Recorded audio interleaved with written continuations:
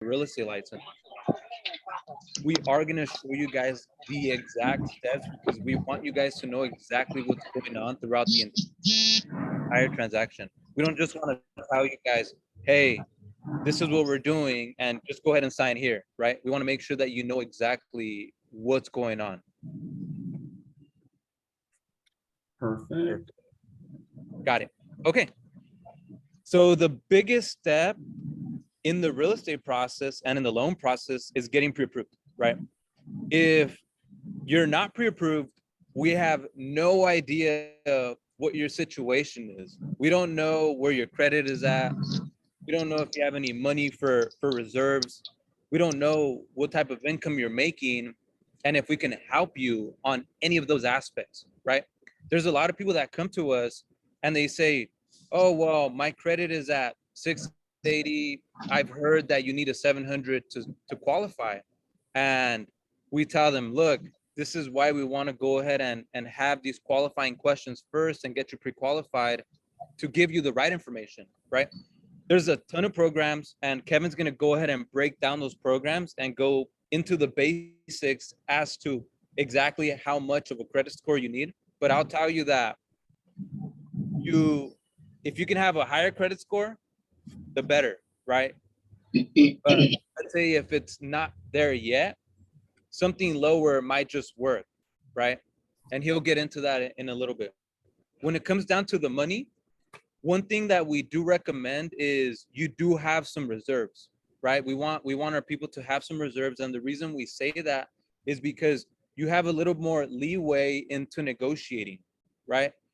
Not to say that if you don't have the money, you just have less options, right? The more money you have, the more options you have in a transaction.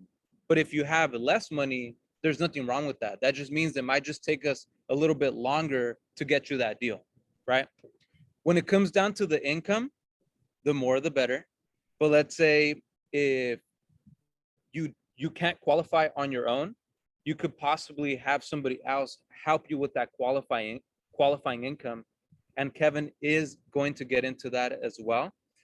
And there are a ton of options.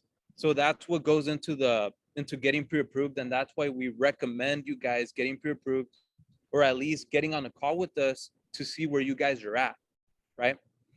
Now, another important detail in this is finding out exactly what your goals are, right?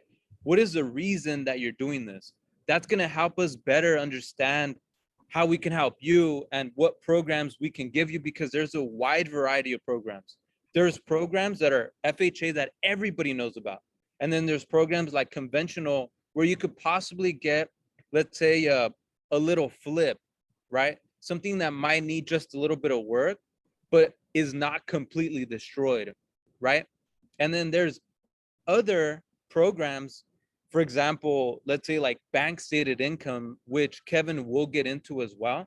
But those bank stated means if you're not a W-2 employee, you can qualify it. You can qualify for a loan. So there's various ways into qualifying. And if you tell us what your goals are, we can find out exactly where you fit in and how we can help, right? So some of the basic goals would be family, right? You want to get a household for your family. You want to get a single family residence to live in. And then the next one would be an investment. I have a lot of my friends that buy, let's say, a duplex, a triplex, or a fourplex, which still qualifies as an FHA, which means you would put a low down payment, right, for this investment. So the people that do decide, hey, I want to buy a duplex or a fourplex, what they'll do is they'll purchase it, they'll live in one, and they'll rent out one or the other, right? So that's another reason why we do want to know exactly what your goals are. And now the next one is for the future, right? Let's say maybe you want to purchase a house, hold on to it, and hand it down to your kid, hand it down to your legacy, to the next generation.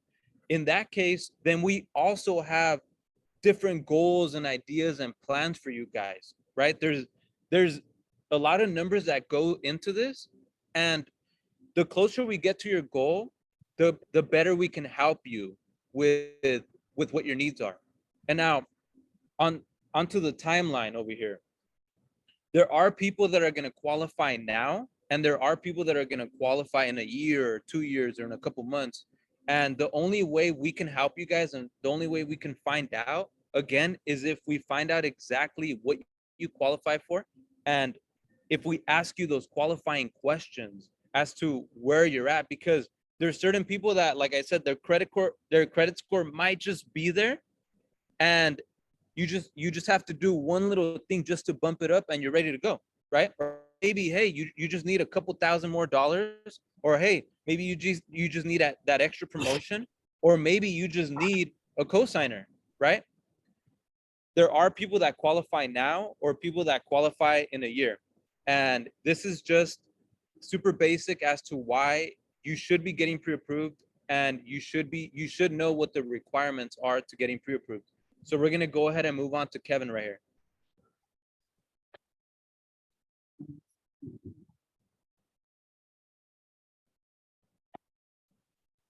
All right, guys. So my name is Kevin Estrada. I work with Stigler Mortgage.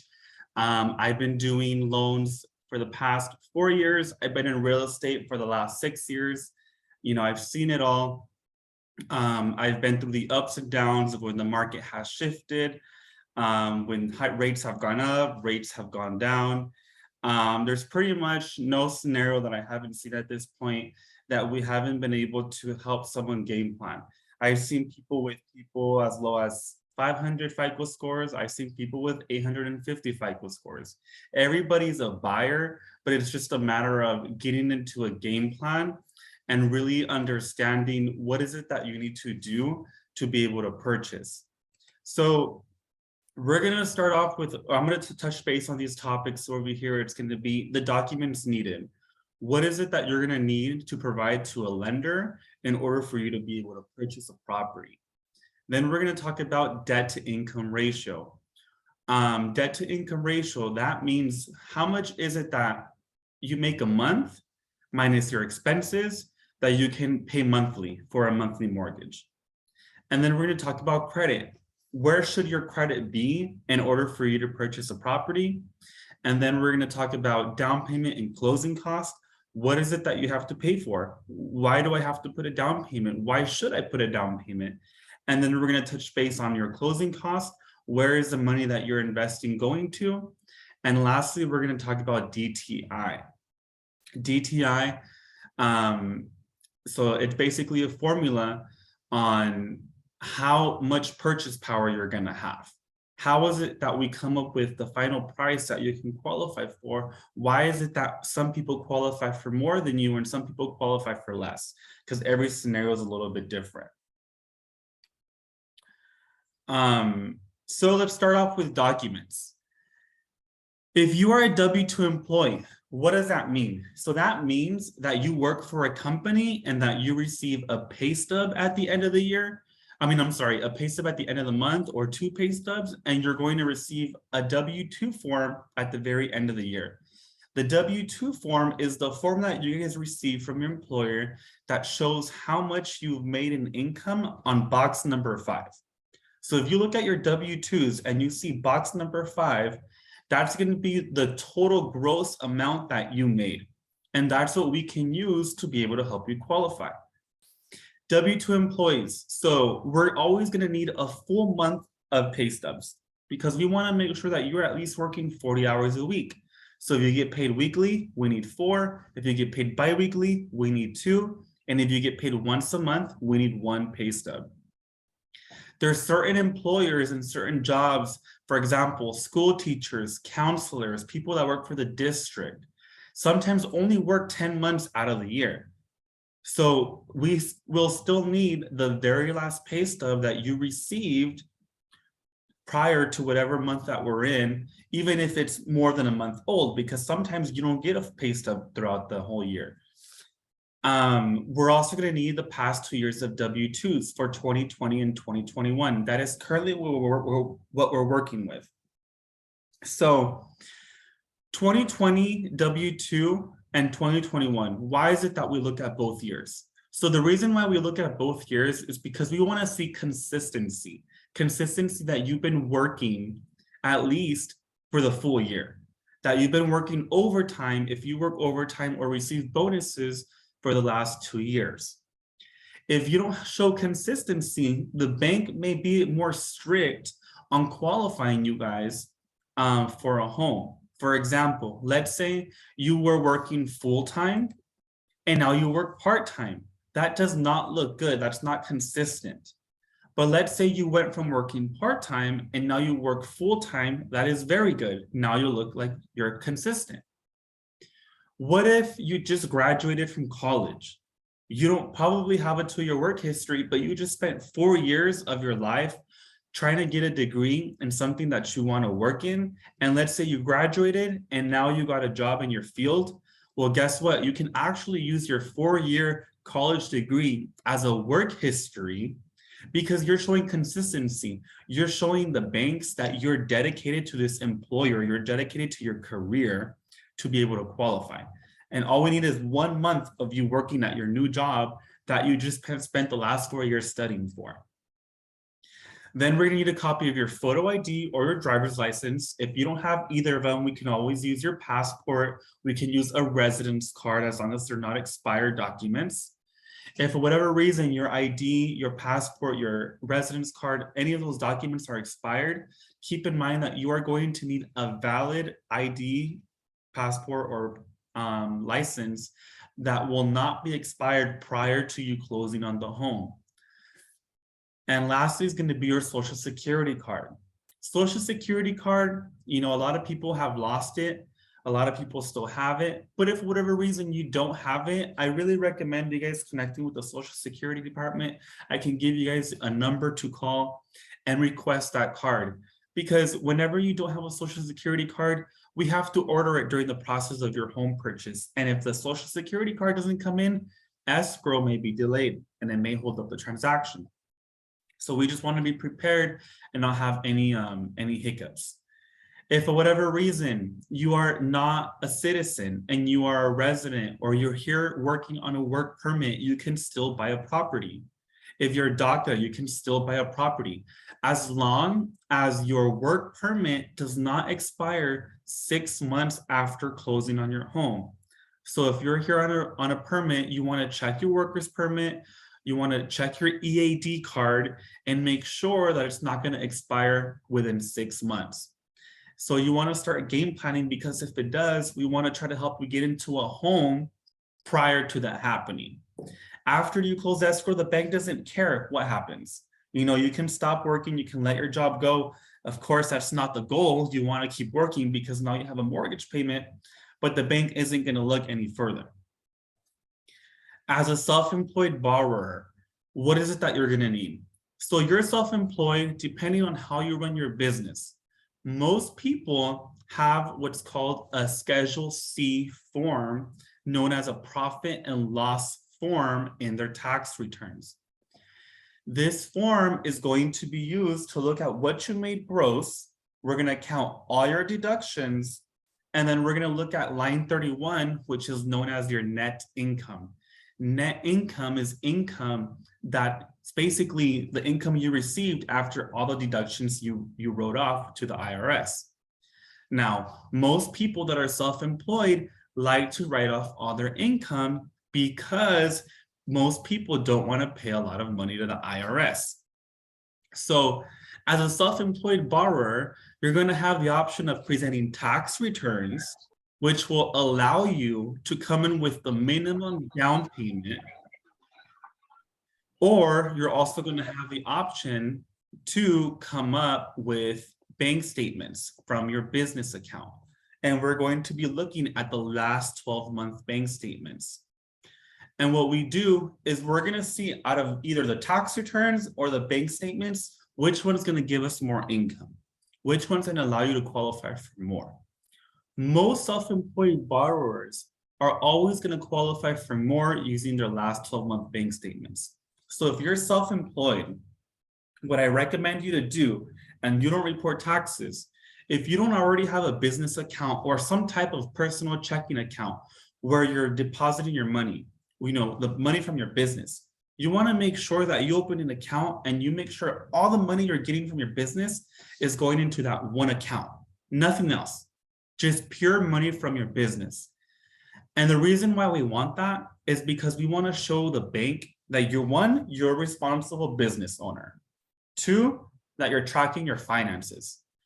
3, we also don't want to show the bank any potential red flags that may appear on other documents, because documents open up cans of worms, and we want to show the least possible to the bank because we want to get you guys pre-qualified. So if you don't already have a business account, open one up.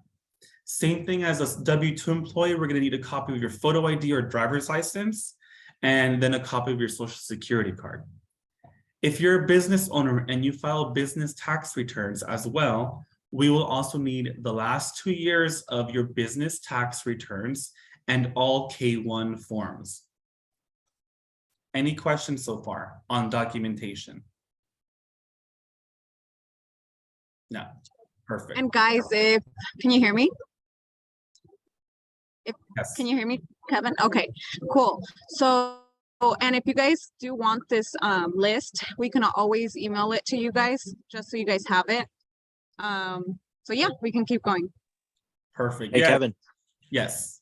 Hey, so would you recommend making an LLC for your business? Yes, definitely. You want to make an LLC. That's going to be great, especially for when you file taxes. You know, you're going to be able to do more deductions. It's great. If you're a business owner, you definitely want to have an LLC.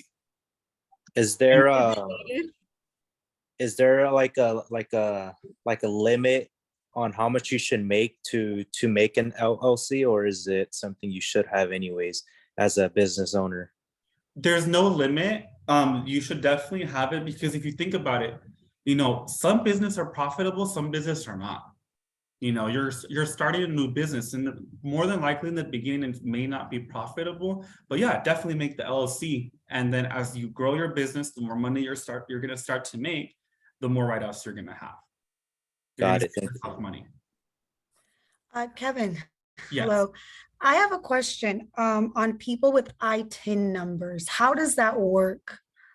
Like if they're not like, you know.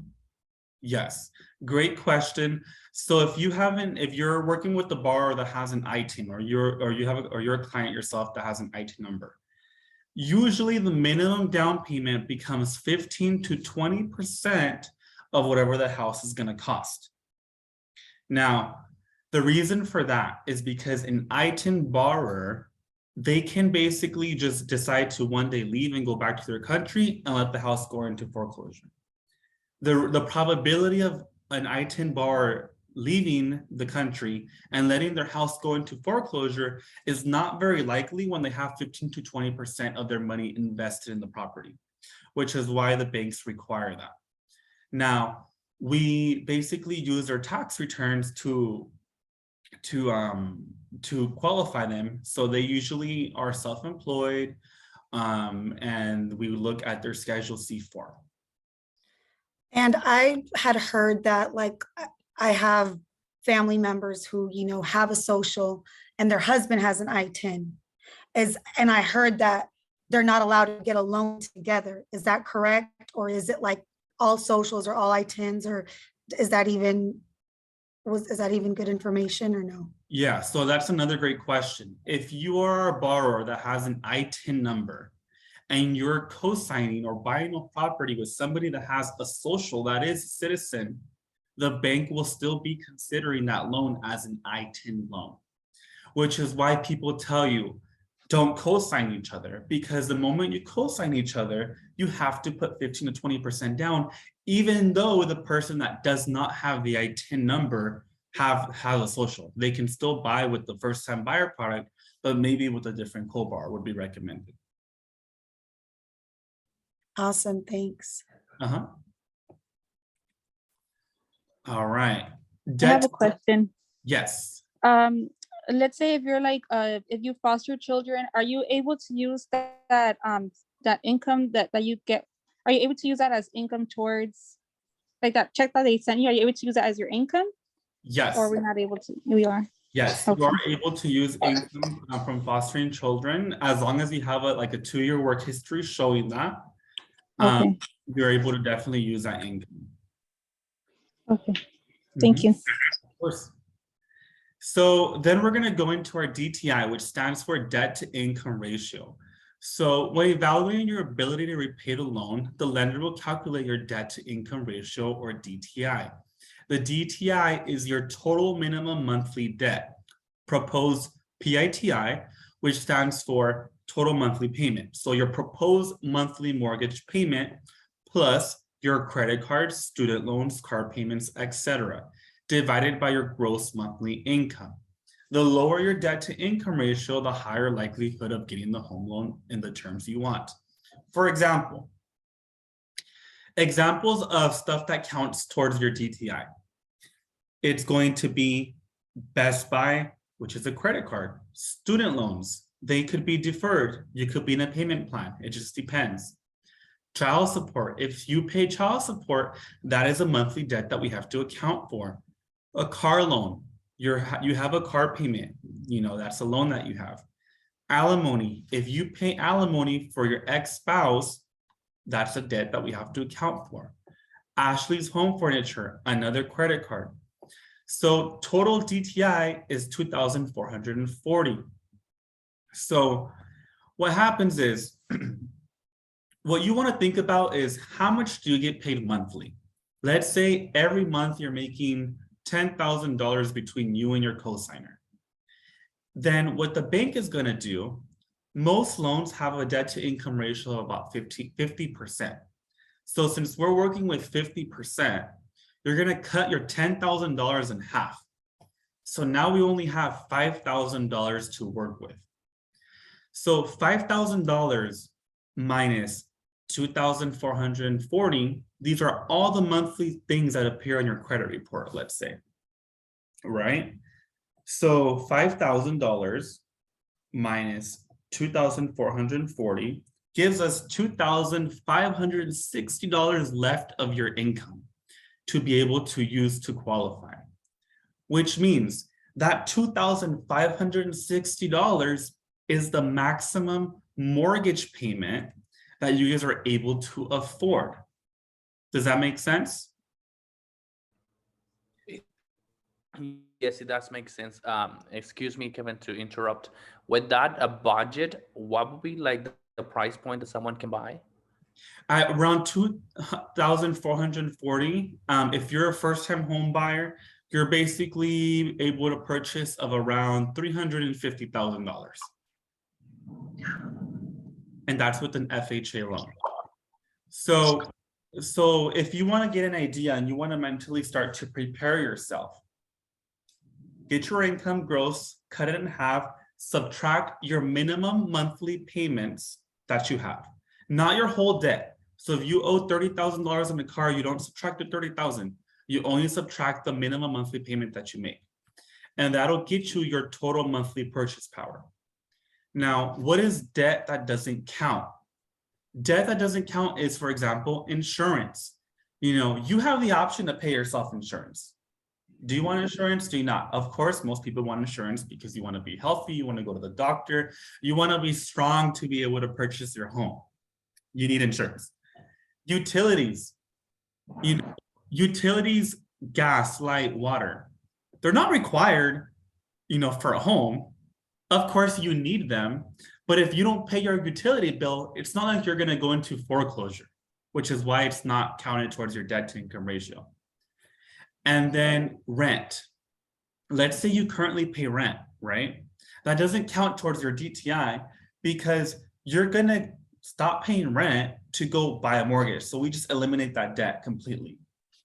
A lot of people on their credit report, what they do is they do self-reported bills. So what that means is people count, their utilities, they report them to the 3 credit bureaus, TransUnion, Experian, and Equifax, so they can at least show that they're paying something if they don't have credit cards. And that's the way for people to boost their credit score. So if you're somebody that's looking to better your credit score, you can get a self-reported utility bill, report it on your credit, and as you make your monthly payments on time for your utility bills, because you want to make it on time, because you want to show the credit bureaus that you're responsible, your credit is going to start to go up. Now, this is also where I'm going to come in and I'm going to let you guys know. If I see that credit's not where it needs to be to get the best rate possible at, during the current market, then I'm going to give you recommendations. What is it that you can do? This is why it's important to get the pre-approval process. Now we're going to go into credit score. We're going to piggyback from the previous slide. I'm sorry, can I say something? Yes. Go back to rent, and then you said something about unless it's investment property. So you don't count it if it's investment property? Yes. So what happens is we're not going to count the rent that you pay for, but if let's say you own another property that's an investment property and you're negative on that property, then that's another debt that we have to account for because you own another home and it's an investment home. So let's say you rent it for $2,000, but your mortgage is $3,000. Now you're negative $1,000. So we have to account that against the debt to income ratio. Okay, thank you.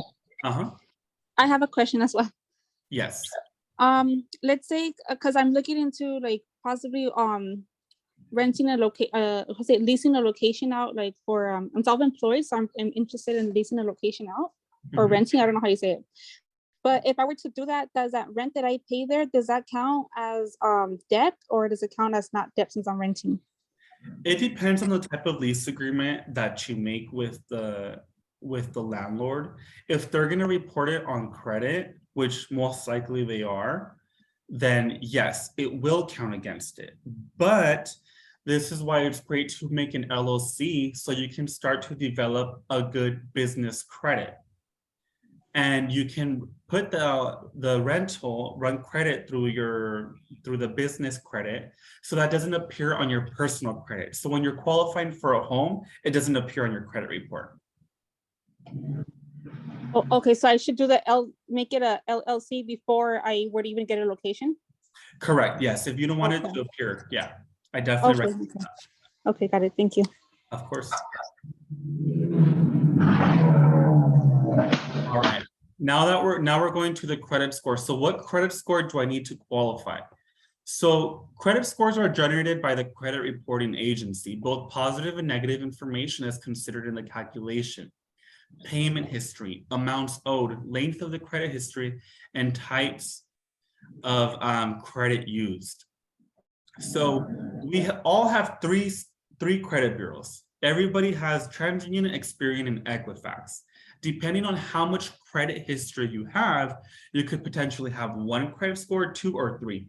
Most people have 3 or 2. If you have 2, you can still use 2 credit scores to apply for a home. If you only have 1, then we have to work on your credit. But the credit bureaus are always going to work based upon the middle score out of all 3. And let's say there's 2 of you, then we're going to look at the middle score for both of you, and then we're going to work with the lowest of the 2. So if someone has 800 FICO score and you have 600, then we have to work based upon the 600 FICO score. The way that the credit agencies monitor credit. So we want to show that you are currently actively using your credit cards, because when we show that you have an active credit score, that's going to show that you're responsible. You're going to get a better credit score as long as you keep your current balance less than 25% of your total credit limit. So what you want to do is look at your credit limit. You want to get 25% of that, and that's going to be the number that you don't want to exceed every month. When the credit bureaus report, it usually takes about every 30 to 45 days. You want to make sure it doesn't report more than 25%.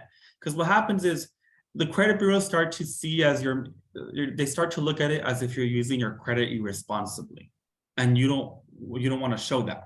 Now, if you do that, it doesn't mean you don't qualify. It just means that your credit score is not going to be to the highest capacity that it could be at. Work with as low as 580 credit scores. Now, some banks can go as low as 550.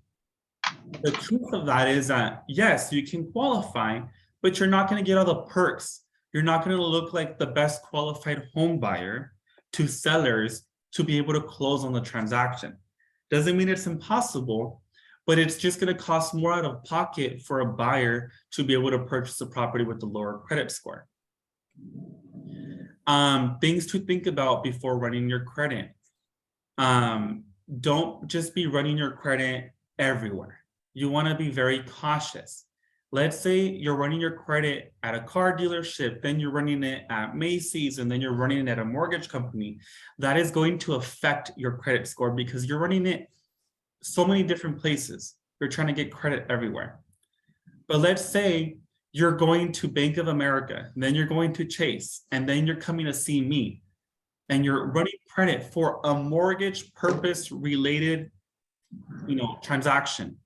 The credit agency is not going to drop your credit as long as you ran all 3 credits with everywhere you went to within a 30-day period. As a consumer, you guys have the option to shop around. So if you guys talk to a lender and they tell you, oh no, you can't run your credit, it's gonna drop. That's not true. You're able to run it everywhere. You're gonna see a credit inquiry, but you're gonna notice that your credit score doesn't change because at the credit inquiry, we'll have to report on your credit report. But the banks aren't gonna care because they understand that the consumer has a right to shop around. If you have anything above a 640 as a first-time home buyer, you're pretty much solid. You're going to be getting a decent interest rate, and you may be even eligible for assistance of closing costs from different banks. And that's where I'm going to guide you guys and preparing you guys and letting you guys know. Do you want to have closing cost assistance? Do you want to have down payment assistance? Do you want to have no assistance at all? That's where we're going to guide you guys in exploring those options. And you'll be very surprised that most people always pick the option with no assistance because it's going to cost them the least. And they see that the money that they invest in their property, the down payment, that 3.5% goes towards their principal. So it brings down the loan balance. We can always get into further detail on, one-on-one scenarios based upon your guys' scenarios if you guys have questions. But yes, that pretty much covers the credit part. Any questions on credit?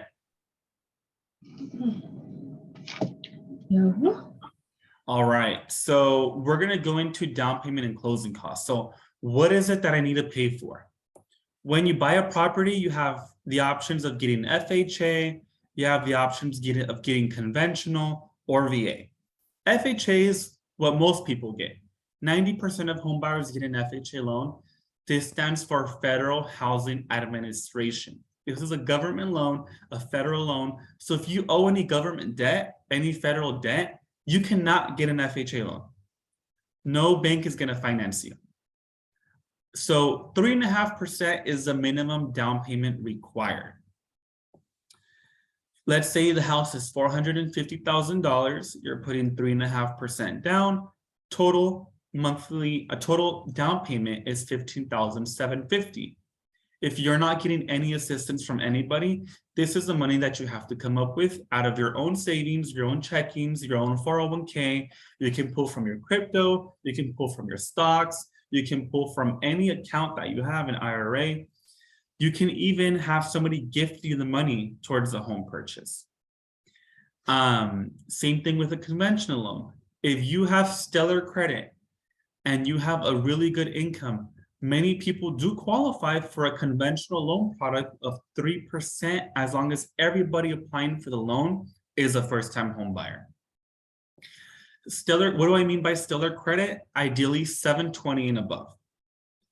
And the down payment would be $13,500. Now, the last option is going to be a VA. Veterans Affairs. If you're a veteran or you know of anybody that's a veteran, you can purchase a property with 0% down payment. So example, 450,000 times 0% is 0%. Now, in this current market that we are in, a lot of sellers are getting desperate to sell their properties. So sellers are potentially gonna help you with closing costs, which we'll cover next. Closing costs could be pretty expensive. They could run from about $7,000 to $8,000, depending on how expensive you buy.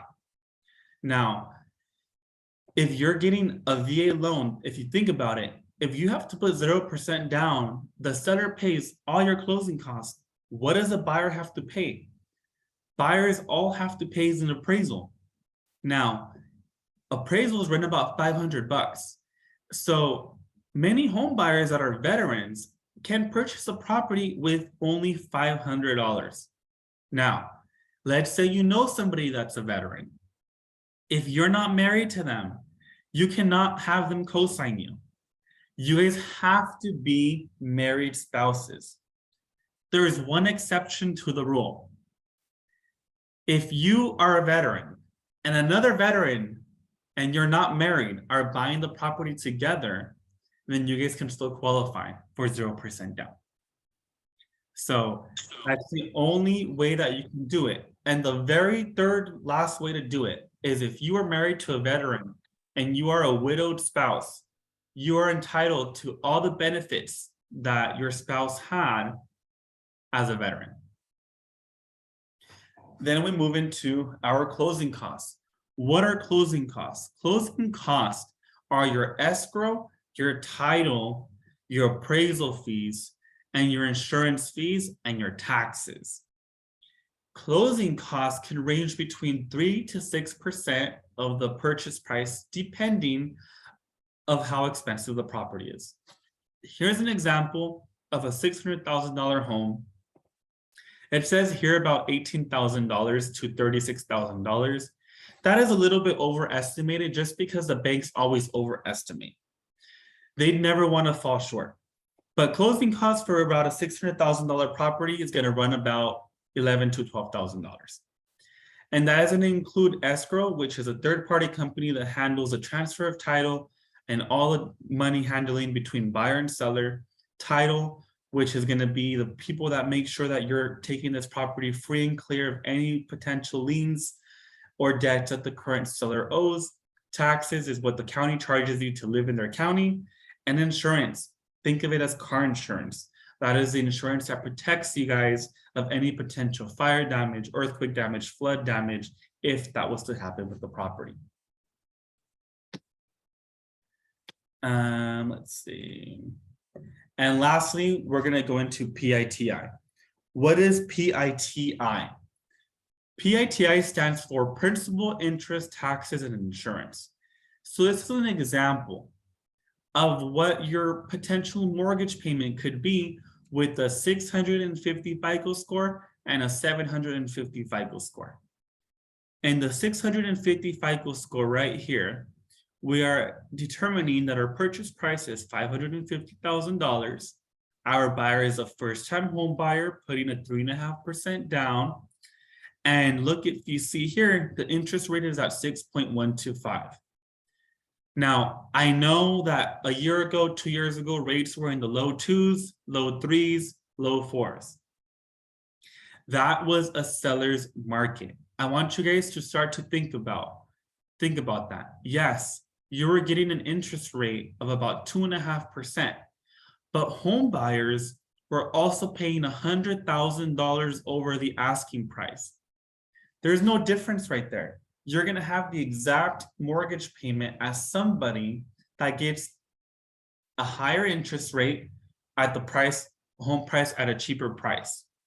Now, the beauty of getting a higher interest rate, this is a time when most home buyers that don't know the benefits of it back off, or many home buyers get discouraged because they lose their purchase power. And this is when houses start to sit on the market longer. sellers get desperate, which is what's going on right now. If you guys go on realtor.com, Zillow, you're going to see a lot of arrows going down because there's not a lot of home buyers. But this is a place where us and the real estate agents get creative. We start to negotiate seller credits so we can buy the rate down. You can still get a lower rate by buying the rate down. The seller can pay for it. We can get assistance in closing costs. We can get homes for a cheaper price. This is where the investors come in and they just swoop on all these properties because they buy properties at a higher rate and resell them once the rates come back down and then make a lot of profit. We want you guys to start thinking like investors. What would the investor do? The investor would buy the property at a cheaper purchase price, take the higher rate. After 1 year, hopefully the rates have gone down and they refinance that. Keep in mind, they're buying the property at a cheaper price, which means taxes, insurance, mortgage insurance, interest is all going to be cheaper because you're buying it at a lower price. The interest rate you can switch out. You're not going to be tied down to the loan that you get. This is why you see a lot of people say, I refinanced my property. I took my co-signer off. I took some cash out. That's why people do that. Versus somebody that's getting a $550,000 loan, purchase price with a 750 FICO score. If you notice here, the rate's 5.375. It's almost a whole point difference. Now, if you look here, in monthly payment, we're at $4,320 and we're at $4,622. So about a $300 difference for just having a better FICO score. And if we see that you guys have the capability to better your FICO score, we're going to help you guys do that. We're not just a mortgage company that's going to be like, nah, you know what? We're just going to give you the highest rate possible. Any questions so far? No? All right. I do. Sorry. Yeah. When you said you would help, like to, if you see that you have the capability and you would help to hire the FICO score, how do you do that? Okay, so when we run your credit, as a mortgage company, we have access to what's called Wayfinder. Wayfinder lets us simulate scenarios. Like we can play with the numbers. We can input numbers as if you paid your card balances down or if you paid collections off, and it will give us an estimated new credit score. Now, if you have credit where you have just really bad credit history where we can't help you because some borrowers do have bad stuff on there, that's when we connect you with a credit specialist. And we have a trusted credit specialist partners that can help you game plan, and they work with you on getting rid of items that may appear in your credit report. But first, before we go that route, I look at it first. And 90% of the time, we're able to give you the information. And there's that small amount of borrowers that still need extra additional help by deleting stuff. Oh, okay, thank you. Uh-huh. I have a Definitely. question. Yes. You mentioned about for the down payment, you can use the Roth IRA. Wouldn't be count as penalty because you're withdrawing it? You may have penalties depending on the plan that you have. Some people do get taxed. It just depends on the tax break that your IRA is going to have. But yes, you will get taxed. Some 401k companies will not tax you if you take up to $10,000, but it just depends. Everybody kind of has a different plan. Some 401ks will let you take it as a loan. Some will just give you the money. It just depends. Also, what if you have stocks invested? Would you have to close your position to be able to use that money or for down payment? Okay. You will need to take it out. So what's going to happen is you're going to provide your statements, and then you're going to need to request the money. You're going to get it into your account, and we just need to source the money with the transaction history that it came from your stocks. Wonderful, thanks. Mm-hmm. All right. Well, that pretty much ends me. Now Delma and Lauren are going to talk about the money moves, why real estate, why you should invest, what is equity and cash flow. They're going to go over that. So I leave it to them now. Thank you, Kevin. You're amazing. Thank you, Kevin. Thank you. Can you hear me? Yeah, it's good. There you go. Okay, Thank you, perfect. Kevin. Okay, sounds good. So we want to go ahead and start talking about money moves, right? So I want to start off with, again, We can't hear you, Delma.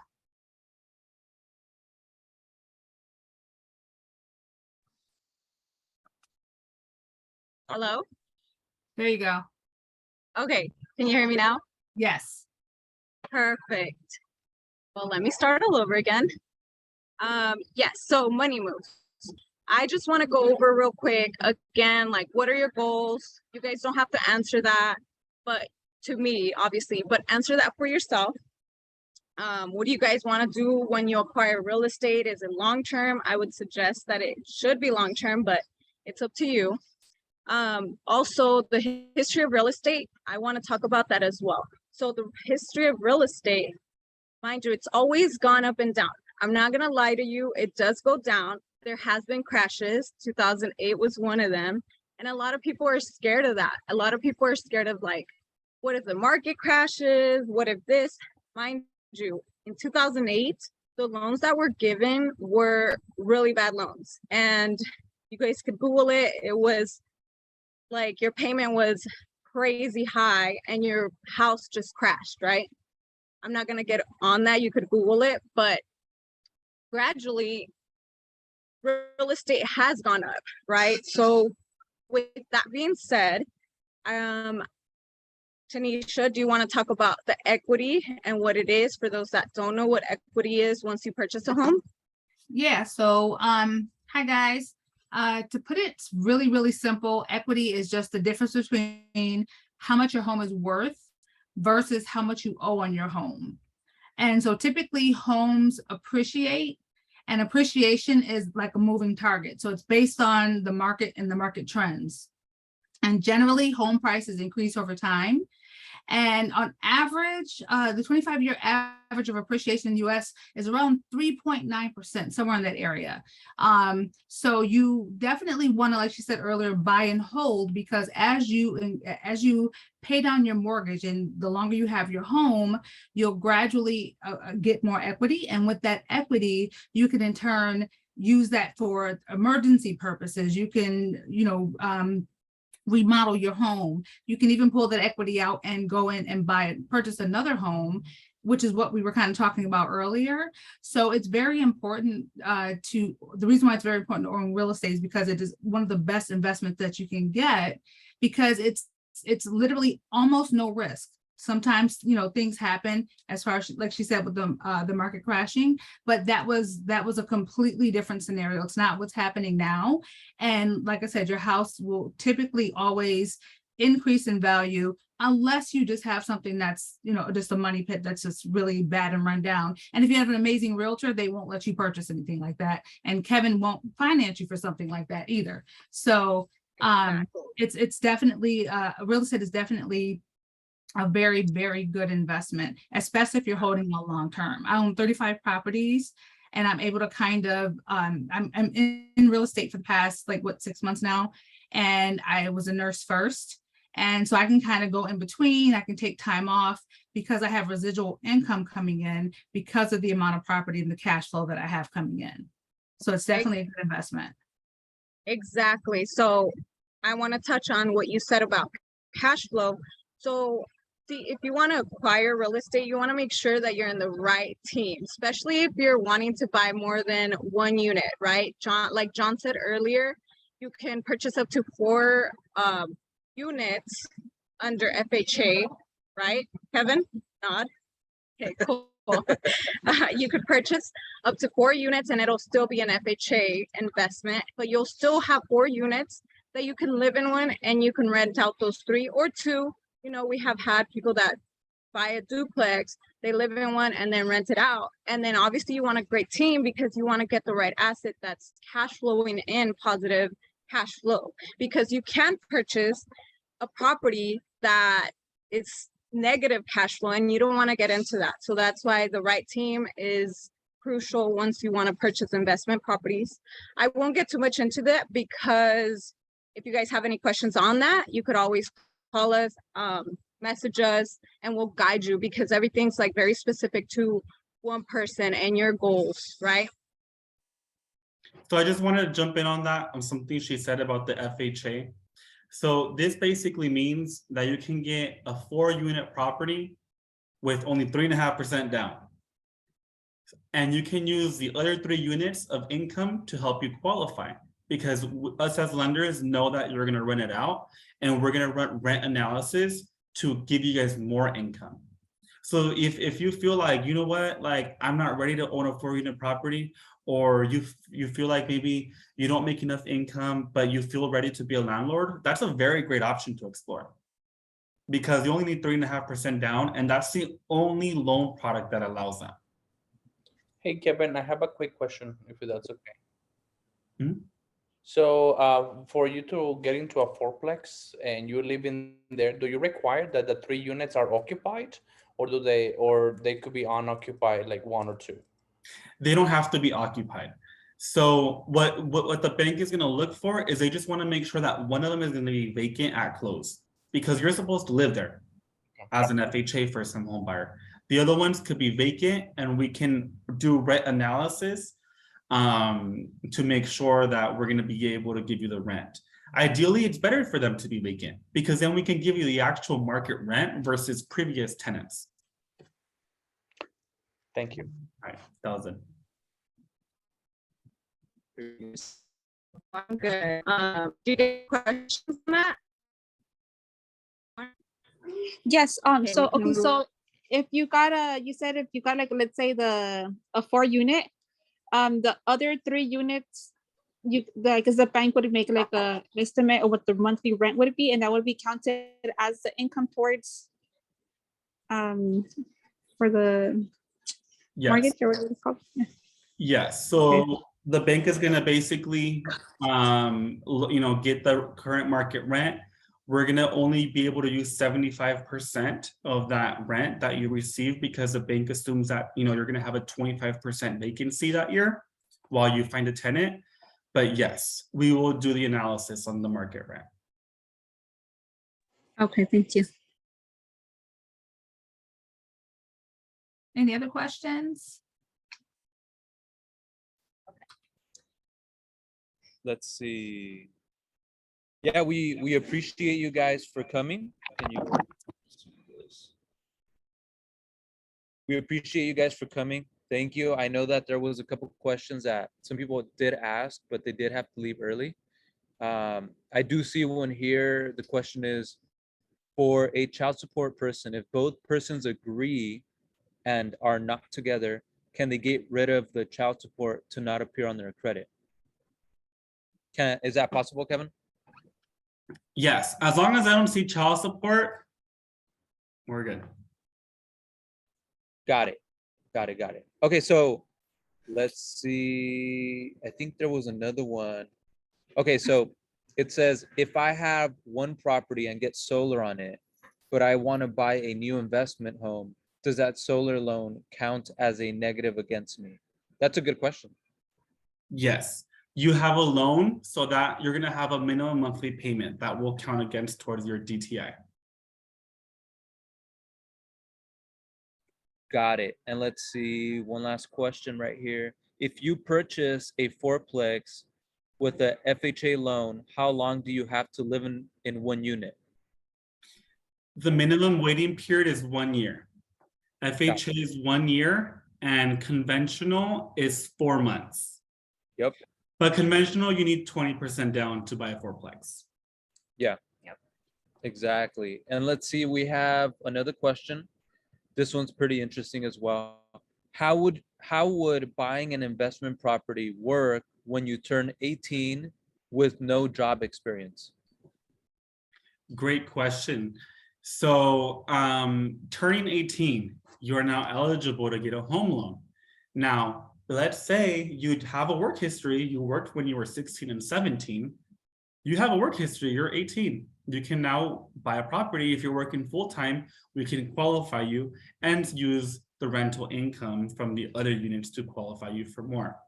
Now, let's say you're 18 and you've never had any work history, then basically you just need to work for 2 years full time, get yourself a good job that's going to be stable, that's going to give you 40 hours a week, potentially maybe even overtime, bonuses, and then you can use that to qualify. And let's say you just decided to go to college, then same thing, we can use your 4-year college degree and then qualify you once you get your college degree. Perfect. Okay, cool. Thank you guys for coming. Thank you, Tanisha. There was another question. It says for child support, if persons agree. Oh wait, no, you read that one already. Just kidding. Just kidding. Let's see. Yeah, thank you guys. Thank you, Kevin. Thank you everybody for showing up. Thank you, We are gonna guys. have these once a month, and we did record this one, so we are gonna put it on YouTube. There was a lot of information here, so we're gonna resend that to you guys. We are also gonna send you guys the PowerPoints. We want you guys to have all of this information and just digest it, right? We are going to be calling you guys. I know that a lot of you guys are going to be giving us a phone call and text messages. So we'll go ahead and help you guys out individually, one by one.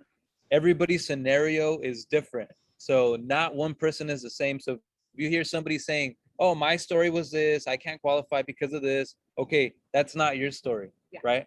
So we'll go ahead and help you out. We'll guide you step by step. And like how Kevin said, we're not just, trying to qualify you or like see if you qualify or not.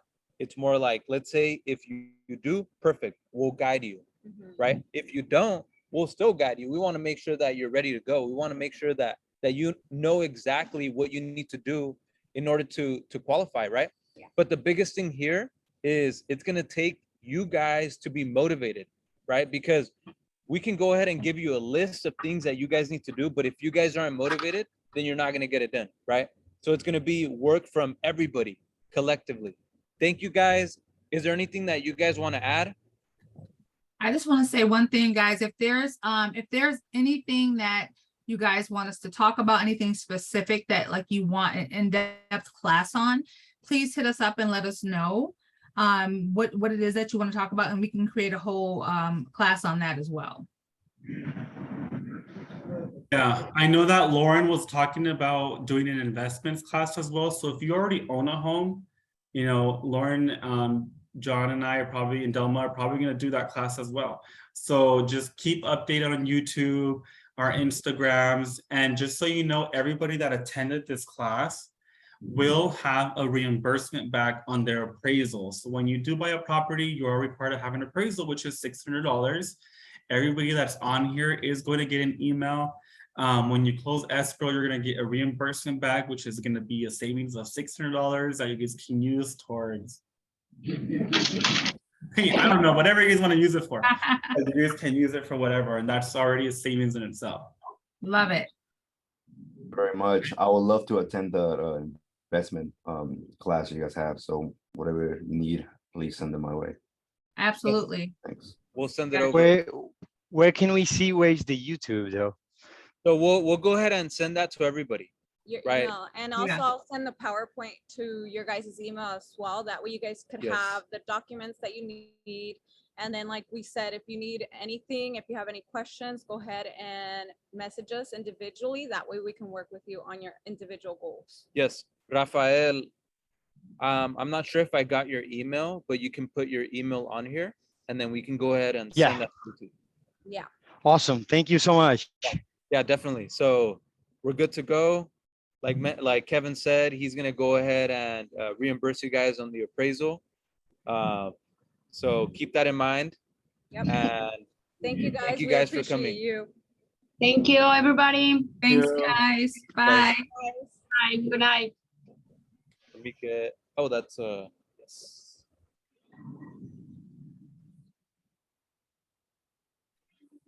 Thank you so much, guys. Appreciate it. Thank Thank you. you. Guys, have a good one.